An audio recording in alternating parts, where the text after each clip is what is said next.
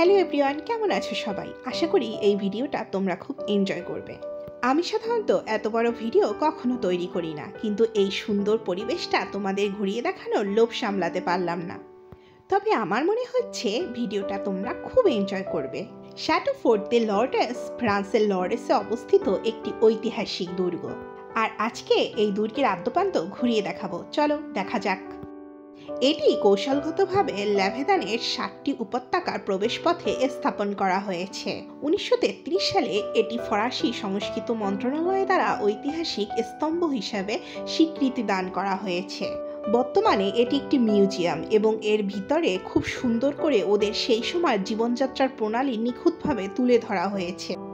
বিশেষ করে ওনারা ওই সময় কী টাইপের খাবার দাবার খেতেন এবং কিভাবে ঘর সাজাতেন সবকিছুই এই মিউজিয়ামে অত্যন্ত সুন্দরভাবে ফুটিয়ে তোলা হয়েছে, যেগুলো দেখে হঠাৎ করেই মনে হবে যেন সবকিছুই জীবন্ত সামনে। ওই সময় ব্যবহৃত আসবাবপত্রগুলো ছিল বেশ ইউনিক, বেশ সুন্দর, পিতলের। মিউজিয়ামের ভিতরে সবকিছুই ছিল ফ্রেঞ্চ ল্যাঙ্গুয়েজে, তাই কোনটার যে কি নাম আমি ঠিক বলতে পারবো না। তবে এটা ঠিক প্রায় 100 বছর পুরনো এই দুর্গের ভিতরে আপনি বেশ ইউনিক একটা অভিজ্ঞতা পাবেন। আমার কাছে এটা বেশ সুন্দর লেগেছে। দুর্গের ভিতরেই আলাদা নটরডাম, যেখানে হয়তো ওনরা ওই সময় প্রার্থনা করতেন। ম্যাক্সিমাম 1 কি 1.5 ঘন্টা এই দুর্গটা পুরোপুরি ঘুরে দেখার জন্য এনাফ। এখানে আর একটা রুম বেশ একই রকম ভাবে সুন্দর করে সাজানো গোছানো ছিল, দেখতে বেশ অসাধারণ লাগছিল। বিশেষ করে এই আসবাবপত্রগুলোর কিছু কিছু ডিজাইন আমার কাছে বেশ ইউনিক মনে হয়েছে। কখনো দুর্গে ভিজিট করলে সেই দেশের পুরনো সংস্কৃতি, রাজা প্রজাদের জীবন সম্পর্কে খুব ক্লিয়ার আইডিয়া পাওয়া যায়। এই যে যেমন ওই সময় ড্রেস কোড, এরা মনে হয় অনেক আগে থেকেই ফুটবল প্রিয় ছিল, আর এই জুতোটা সেই ঐতিহ্যই বহন করে। এই ফোর্টের মধ্যে তখনকার সময়ে একমাত্র পানির উৎস ছিল এই কূপটি। সাধারণত বৃষ্টির পানিতে এই কূপটি পরিপূর্ণ থাকত। এটা ওই সময় ইউজ করা ওদের টয়লেট। আর এটা আমার মনে হয় বেসিং, আর যেটা থেকে হাত মুখ ধোয়ার সময় শহরের পুরো ভিউটা দেখা যেত।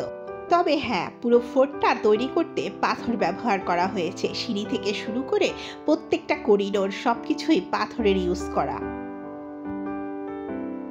অনেকক্ষণ ফোর্টে ভিজিট করার পর আপনি এখানে কিছুক্ষণ জিরিয়ে নিতে পারবেন। চলুন এবার ওদের ইউজ করা কিছু আসবাবপত্র দেখে নিই।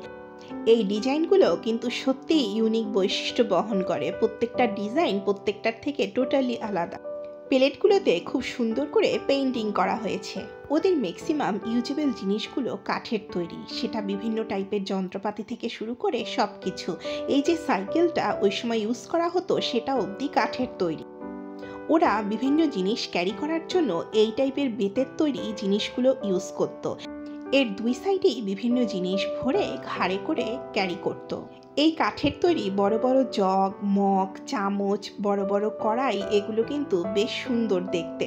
আর এখানে ওই সময় যে টাইপের পশু পাখি এই জঙ্গলে পাওয়া যেত, সেগুলোকে সুন্দর করে ফুটিয়ে তোলা হয়েছে। প্রত্যেকটা করিডোর থেকেই আপনি লটস অফ এক্সপিরিয়েন্স গ্যাদার করতে পারবেন।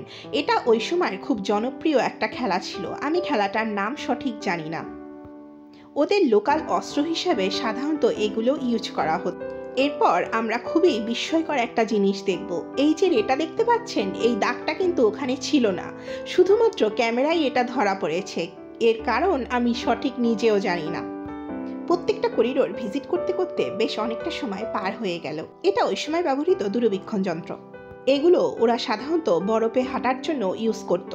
এখানের সব জিনিসগুলো আসলে কোনটা কি পারপসে ইউজ করা হতো সেটা আমি সঠিক জানি না, কারণ লেখাগুলো ম্যাক্সিমাম ফ্রেঞ্চ ল্যাঙ্গুয়েজে থাকার সবগুলো বুঝতে পারিনি।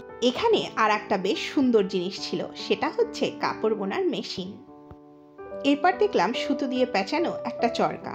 এই দুর্গের সবচেয়ে সৌন্দর্য হচ্ছে এর চারপাশের মনোরম পাহাড় আর প্রাকৃতিক সৌন্দর্য আপনাকে মুগ্ধ করবে। দুর্গ থেকে চার্চটা দেখতে বেশ অসাধারণ লাগছিল।